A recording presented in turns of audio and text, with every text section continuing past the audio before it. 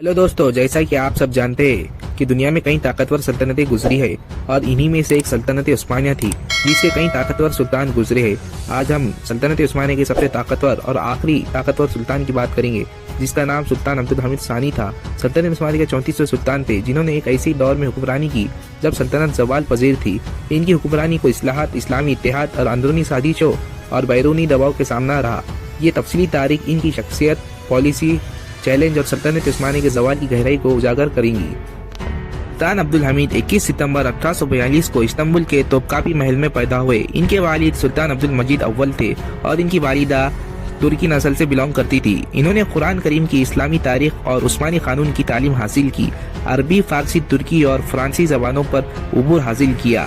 इनकी परवरिश एक ऐसे माहौल में हुई जहाँ मगरिब और मशरिक की असरात गालिब थी जिसने इनकी शख्सियत में गहरी बसीरत पैदा की। सुल्तान अब्दुल हमीद ने 31 अगस्त 1876 को सल्तनत उस्मानिया का तख्त संभाला। इख्तियार संभालते ही इन्होंने कई बड़े मसाइल का सामना किया जिनमें सल्तनत की माइश बहरान, मगरिबी दबाव और अंदरूनी इंतशार शामिल थे। इनकी इब्तदाई दौर में एक आईनी हुकूमत मुतारिफ कराई गई जिसमें पहली उस्मानी पार्लियामेंट कायम हुई, लेकिन 1878 में रूस के साथ जंग के बाद इन्होंने आईनी मुअत्तल कर दिया और मुतल्लिक अनान हुकूमत नाफिज कर दी।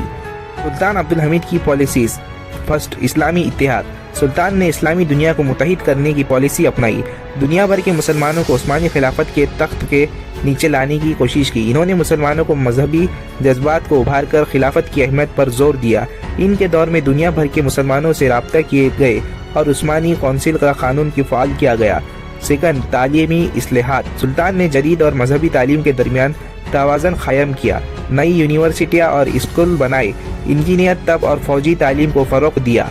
लड़कियों के लिए नए तालीमी इदारे बनाए गए। थर्ड, माशी इस्लाहात। बैरूनी खर्चों के बढ़ते हुए बोझ के बावजूद सुल्तान ने उस्मानी की मईशत को बेहतर करने के लिए कई कोशिशें की, जिसमें से रेलवे मंसूबा एक बहुत बड़ा काम था। हिजाज रेलवे सुल्तान के दौर का सबसे बड़ा मंसूबा था। यह रेलवे इस्तांबुल को मदीना मुनव्वरा से जोड़ने के लिए बनाया गया था, जिसने हज को सफ़र को आसान बनाना था। पॉलिसी सल्तनत की हिफाजत थी।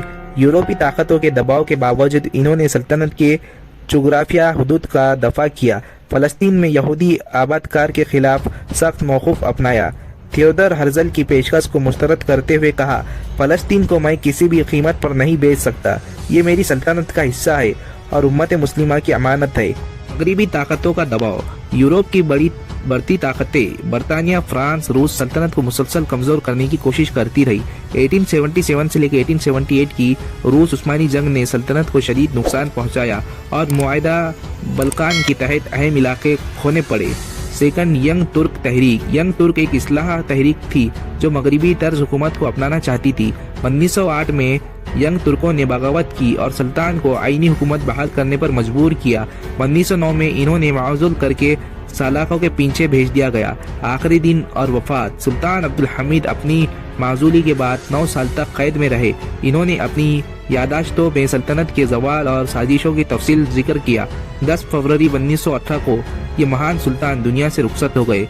वो इस्तांबुल में मस्जिद जामा सुल्तान अहमद के करीब वो इस्लाम और खिलाफत के मुहाफिज थे और मुसलमानों को इत्तेहाद पर जोर देते थे। इनके मुखालिफिन ने इन्हें मुतालिक अनान और सख्त गैर हुक्मरानी कहा, लेकिन इनके हामी इन्हें सल्तनत उस्मानिया के आखिरी अजीम हुक्मरान मानते हैं।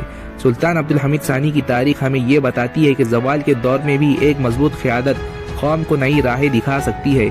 इनकी हुक्मरानी की कामयाबी और नाकामियाँ तारीख का एक अहम हिस्सा है जो हमें ये सिखाती है कि कौम के बका सिर्फ इत्तेहाद, हिकमत और उसूलों पर कारबंद है।